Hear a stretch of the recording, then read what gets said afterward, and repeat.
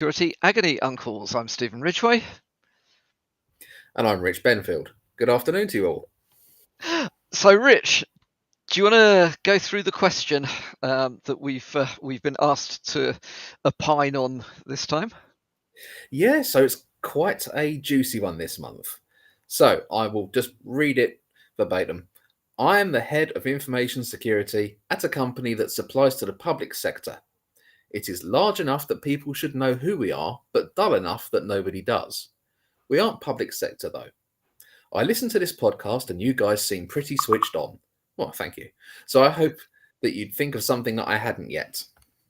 I've got a wretched relationship with our CFO. It's safe to say he hates me and this feeling is very much mutual. He is able to squash every aspect of my security strategy, none of which is unnecessary, by the way. In fact, a lot of it is funding for basic cyber hygiene. It's baffling how we get the contracts we get when we literally don't even enforce 2FA. I completely understand that CFOs seek to strike a balance between investing enough in cybersecurity to mitigate risks and ensuring cost effectiveness. They often want to understand the justification for cybersecurity budgets and how the organisation can measure the ROI on cybersecurity investments. I get this. I empathise. Excuse me. But he's just being difficult. It's 100% personal, but there's no point in me saying this because I have no evidence of it. My entire strategy was denied the same day I'd submitted it. Normally it takes 2 or so weeks. I escalated it, was told the ROI wasn't clear, so resubmitted it, and again it was denied. There's a guy in HR that just got funding for in-office standing desks, and we all work from home. Can you see my frustration? Will either of you confront this person, or is there an avenue around this that I could be exploiting but aren't? I'm actually desperate. Oh dear, that's not a good position to be in, is it?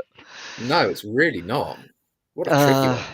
yeah, I think there is a there is it is sometimes difficult to get non-technical people to understand why these sorts of things need to be invested in. I mean, we don't know exactly, so we know that a lot of it is basic cyber hygiene, but we don't know how much was being asked for, and we don't know how well put forward the business case was with that. I suspect that there may be a situation here where the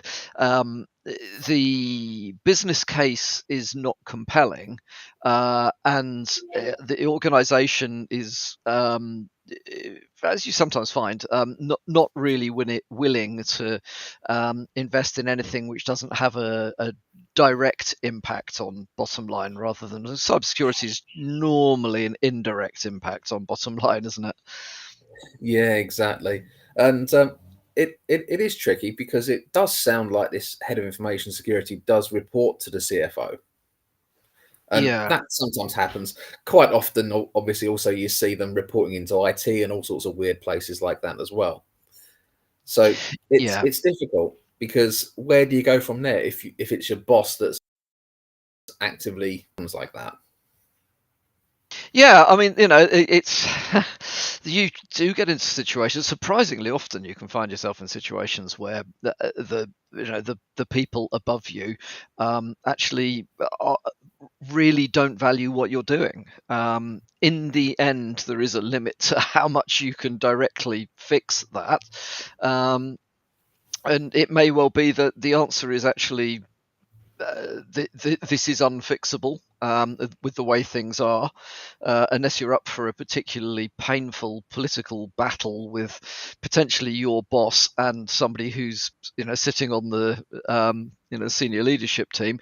You may end up getting nowhere. I mean, the risk, of course, is that if you fail to get anywhere with it, um, and the things go wrong, I can quite imagine under these circumstances you being the one that's and ends up taking the blame for all of this stuff, which isn't fair, but does happen. As a lot of people get to where they have got to by finding somebody else to blame when things go wrong.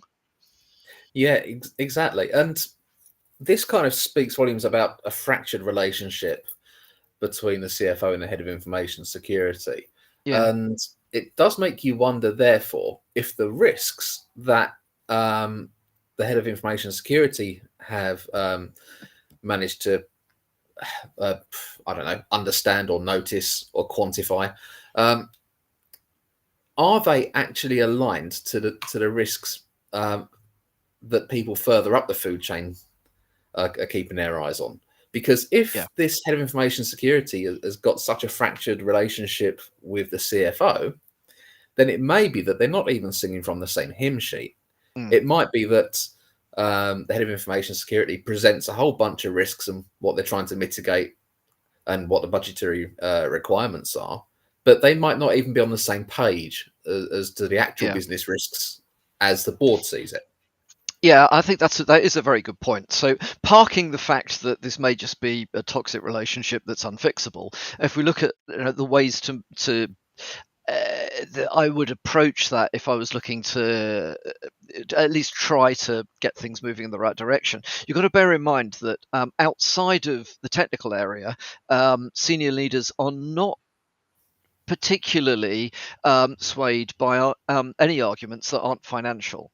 Because, quite frankly, in the end, all risk is financial risk. Yeah, Which, absolutely. on a cybersecurity podcast, that may be that may raise some eyebrows, but really all risks are financial risks because they're business risks and not cyber risks. So talking a lot about basic cyber hygiene may not actually be the right way to go about it. There is a problem that a lot of people in technical roles, and especially in cyber, are talking such a different language from the people that are holding the budgets that they never get that meeting of minds where they can understand. So the non-technical, non-cyber people can understand why it is this stuff is actually important. Because in the end, company reputation has an impact on bottom line. The actual downtime of systems may have an impact on bottom line. I mean, if this is a supplier to public sector, it's entirely possible that they're actually targeted by some quite sophisticated third party. Yeah, so like malware groups. So what am I trying to say? Mal actors. I was trying to avoid saying that, but you know what I mean.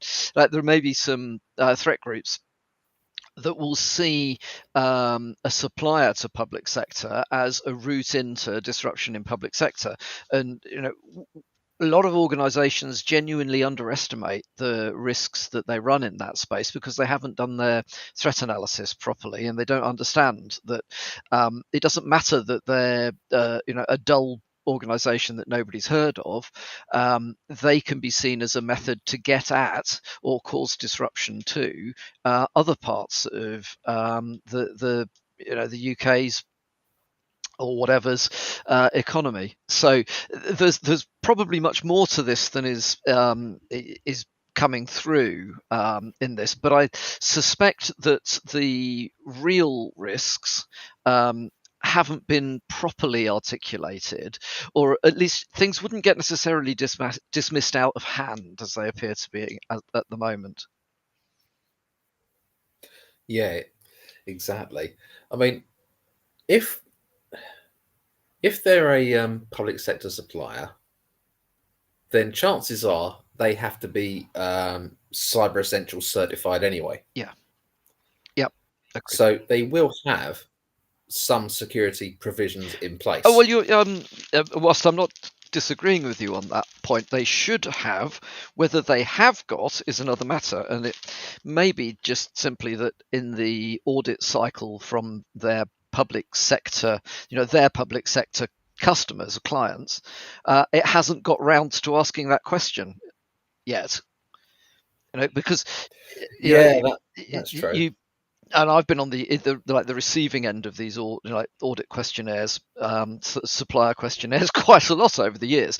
But you only answer them when they come through, right? You wouldn't go along to. I don't know many organisations that would go along to their customers and say, by the way, do you know that we're not actually qualified to deliver this service to you anymore? Yeah, it's a fair So point. Yeah. It could be that there isn't, it possibly there isn't the knowledge that, I mean, that's a really good one for expounding risk in financial terms, by not having cyber essentials or cyber essentials plus, it may be putting at risk all of the contracts with public sector. Now, if they're a public sector supplier, I think they're quite often, the public sector is a very large proportion of their annual revenue and their annual turnover. So, putting that stuff out there to be discussed, I think is definitely important if it hasn't been done already. If it has been done already and the CFO is looking at it going, do you know what, I honestly don't care, they've not caught us out. Yeah, you're kind of at the end of what you can do there. Yeah, absolutely. And that's where your responsibility has to stop Yeah. for certain things. That ultimately cybersecurity responsibility floats to the top of the business. Yes. And if you are denied, I mean, granted, you're going to be frustrated and not necessarily happy in your job, but at least you won't be held responsible. No, I mean, if it is very important to make sure that risk owners are properly identified for these things. And a head of information security can't carry all the risk for this on their own. If they've raised the risks and at a higher level, a board level, they've said, okay, we understand those risks and we accept the risks, it's that was their decision, because as you say, as a head of infosec, you may have a budget, you may be a budget holder, you may have sign off, but you still have to get authority to spend. Every organization has to go through that. So even if you are the decision maker in these things, there will be an authority to spend process that you'll have to go through. Normally it's quite administrative. You've built into your budget what you need to do. You've got in this case, your security strategy in place. It's been agreed. You have got an understanding about the funding and the effort required to deliver it. Excuse me. And you just go ahead and get it done. It may well be, though, that it's not been agreed at that level and that's kind of special pleading for money that isn't there. But either way, if you can articulate these risks properly and somebody who does control the money says, no, we're not investing in mitigating that risk, that's not your problem. But you can't sit on this stuff, otherwise it does become your problem. Yeah, absolutely. So here's a question. If you are denied funding for a security tool or staff, whatever, for a security project, if you are denied funding, is that a tacit acceptance of the risk? That is a very good question. I think we would, in our industry, we'd see that as yes, it is. I think, though, a lot of C-level execs wouldn't see that at all. I think risks need to be explicitly articulated rather than implicitly articulated. So, in Yeah. order for I think the counter argument would be, well, you simply haven't explained the risks properly. So yes, there's a risk that we might be overrun with ransomware. Okay, great, but what does that matter to the business? A whole bit of disruption. All right, so we recover and we're okay. Well, no, because you may lose all your contracts as a consequence of that. You may be unable to deliver services and you become outside of SLAs, and you get hit with service penalties and so on and so forth. And I think this is kind of where the conversations often go wrong. That does, though, rely on both parties actually trying to identify and mitigate the right risks. Again, which from what comes through in this particular question, it does look like there is some question over whether the CFO and the head of infosec are even beginning to agree on what the risks might be. Clearly, the CFO doesn't perceive these risks to be real or significant. Yeah. In which case, I think my suggestion would be to flip it on Mm, its head.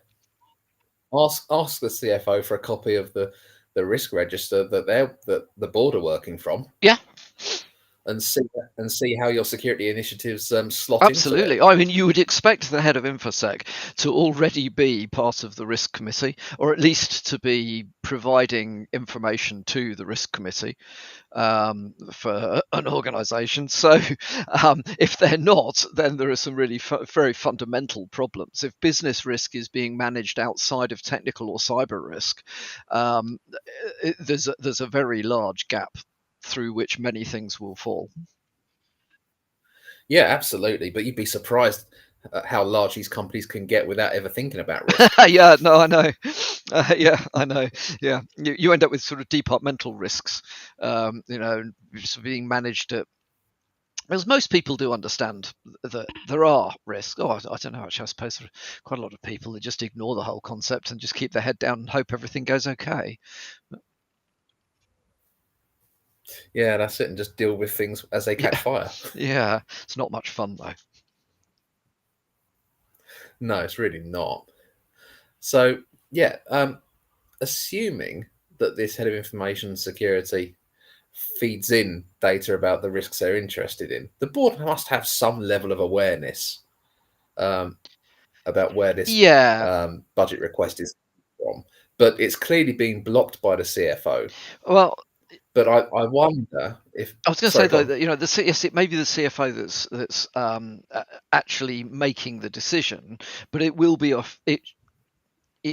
It's rare that a CFO, in fact, I don't ever recall a CFO making decisions that were not in line with board direction.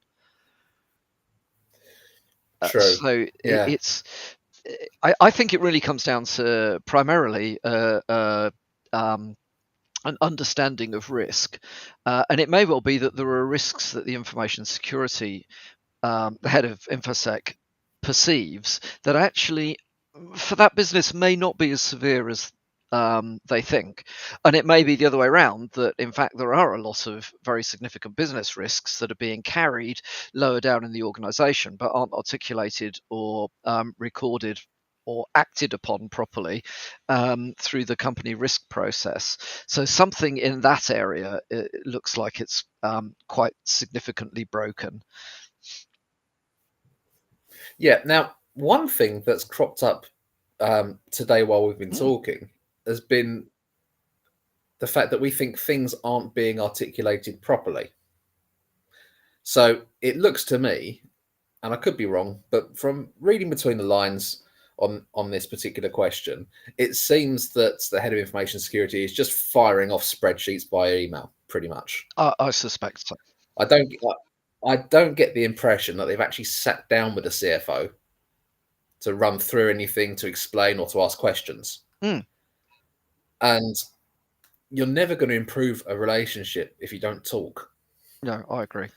So I think that would be certainly a quite a valid first move, to actually get face to face with the CFO Yes.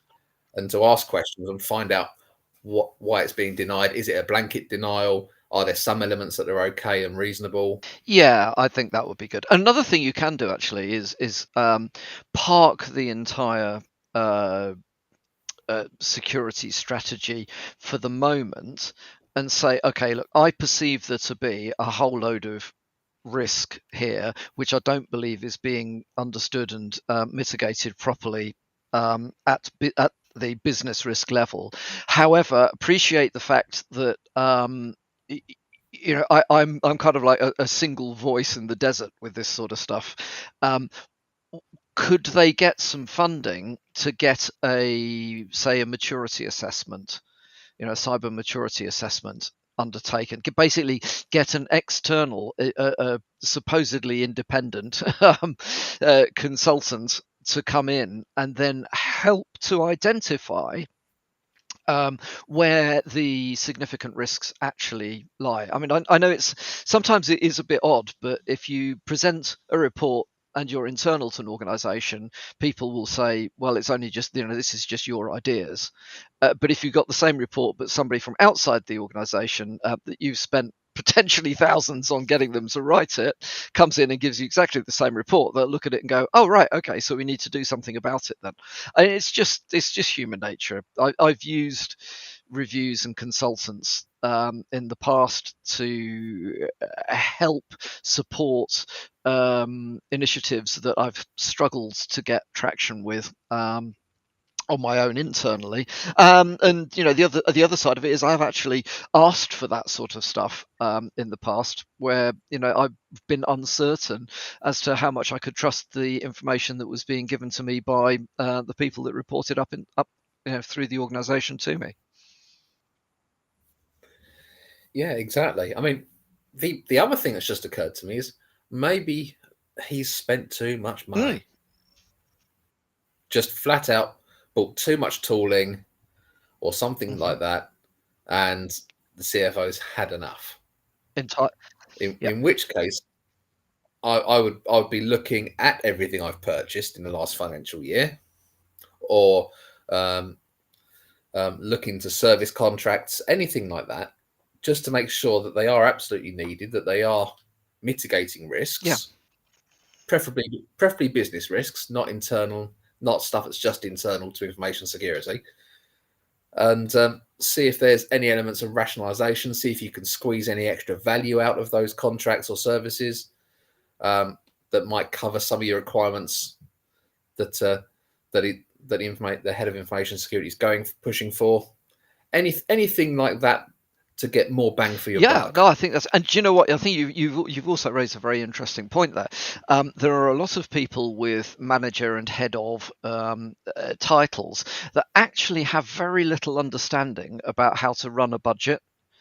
Um, there are still a lot of heads of that see budgeting as a kind of special pleading. Oh, I've just had this wonderful idea. I'd better go and ask for some money for it. Well, the reality is, if it wasn't in the budget, which and budgets are drawn up annually and then reviewed every 3 or 6 months, but if it wasn't, if money wasn't put aside for it in finance, the likelihood of you actually getting that money is really limited, it's really slim.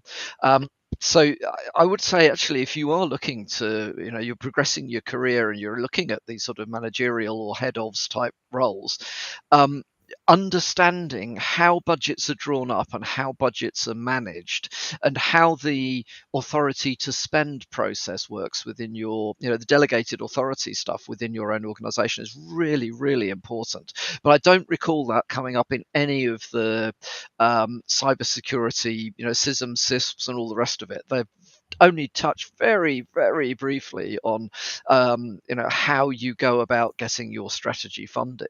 But the truth of the matter is, the mechanics of it are important. And as you say, if there was a budget of, let's say 100,000 and it's already been spent, and then you come back saying, oh, well, I actually need another 250,000, you would probably get the response of, well, no.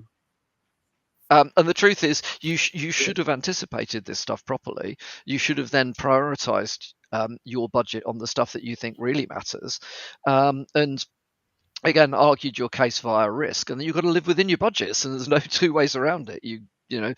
No organization has a magic money tree that they shake every time somebody in infosec says they want a bit more money for something. No, exactly. And that kind of goes back to preparing an annual Yeah, strategy, exactly. which sits alongside your sort of your 3-5 year plan, your Yep. roadmap, whatever. And if you've not communicated that well, assuming that you have the authority and autonomy to deliver that, then you're not going to get budget for things that No, are exactly. in that strategy.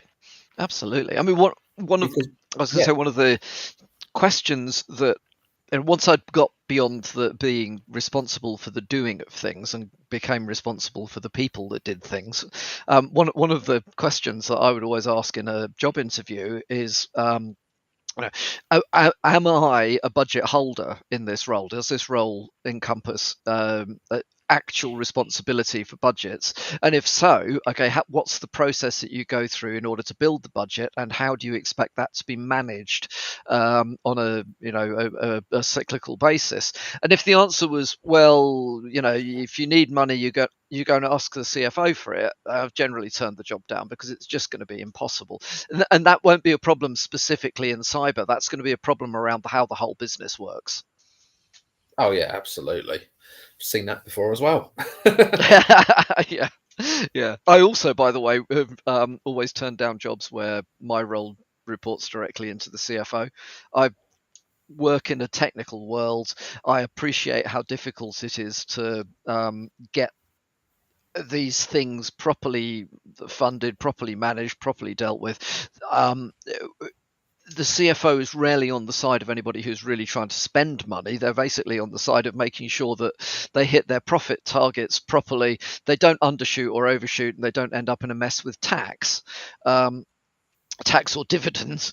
So I don't like the concept of reporting into the CFO. I don't think it works well. I've never seen it work well. If there's nobody else on the board that's representing these areas, if your CISO or your CIO or your CTO or whoever isn't the person on the board arguing those risks, you get into this sort of situation where it just becomes a kind of bean counting. Why do you need more beans? Well, because there's a risk of us not having enough beans. Well, I think you have got enough beans. There you go. And that is all the beans you shall have. Exactly. Yeah. Exactly. Yeah, Oh. it is an interesting one, but where would you sit ahead of information security if there was no technical representation at board level? Um, there are still organizations where technology plays a very small part in the business success, but those are increasingly rare. Um, I think if there's if there's no technical representation at board level, probably reporting through risk would be the next best thing. Because Yeah, a lot of what we're doing ultimately, although it involves, I think Eliza talks about this a lot. You can talk about GRC and whatever till the cows come home, but in the end, what actually makes you secure is how well you're running your show, and that is in fact technical. But you're mitigating risks, and you're basically there to ensure that the business can continue to deliver what it needs to deliver. Um, and that you're supporting the bottom line by making sure that the business processes are not interrupted. That's a risk question. So if there was no CIO, CTO, CISO type representation that high in the organization, probably the next best thing would be to report in through risk, because at least you can then have a sensible conversation. And even if you're not good at understanding and managing risk, the fact that you're reporting through that part of the organization will give you an insight into how the business is perceiving and managing risk, which will very much help you in the future then to articulate these things better if you then move to an organization which is structured in a different way. yeah, agreed. I've also had some good experiences when all technology feeds up through chief operating officers. Funnily Um, enough. Yeah, actually, that can work as well. Yeah, that kind of. So it kind of depends on what sort of chief operating officer they are. How because that role is kind of like CISO. It can mean many things to many people. If the chief operating officer is uh, um, actually mainly interested in just the day-to-day mechanics of the business, then it may well be that it isn't clear again about how risk and business risk and cyber risk align.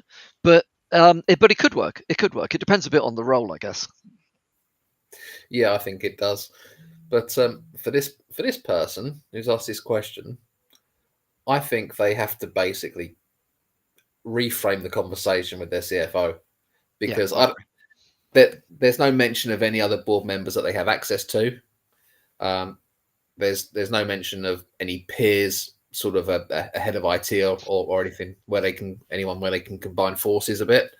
So yeah, I think they need to reframe the conversation with the CFO around business risk, Yeah, and make sure they're addressing those items, and yeah. maybe scale back for the next year. Start Yeah, start building that working relationship.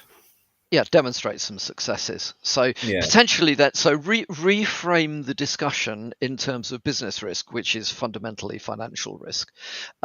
Potentially look to see if you can get funding for an external assessment of what needs to be done, which should, by the way, rather than just being a purely like a purely strategic based thing, it should actually look to deliver information around how much would you expect to spend on these things, what's the high level roadmap, and some blueprint budgets around what needs to be done, so that you've got something meaningful to take to the CFO. So yeah, so reframe the question, look to see if you can get support in that way, make sure that you are managing your budgets properly, so that you're coming in pretty much bang on what you said you're going to come in on, and you're not inventing expensive things halfway through the year, and then being upset when they don't get funded, that sort of stuff. yeah. I think that pretty much answers it. I think it does. Yeah, I think there's not much more to be said about this one. Interesting question though. Yeah, it's quite a good one. And the thing with doing these cyber security agony uncles is that you get a nice wide variety from our listenership. So Yes, to our absolutely. Yeah. audience, please keep these questions coming in, because yeah, they're great fun and we love debating them. Yeah, absolutely. And clearly, if you've got other thoughts, you could stick those in the comments. That will be with this once it gets published. And yeah. So yeah, very interested to hear what other people's thoughts might be on this stuff as well. Perfect. Good. In which case, thank you everybody for listening. Yeah, Yeah, thank you all. and we're done. We are, and we shall speak to you again at the next one. Bye bye. Thanks. Bye bye.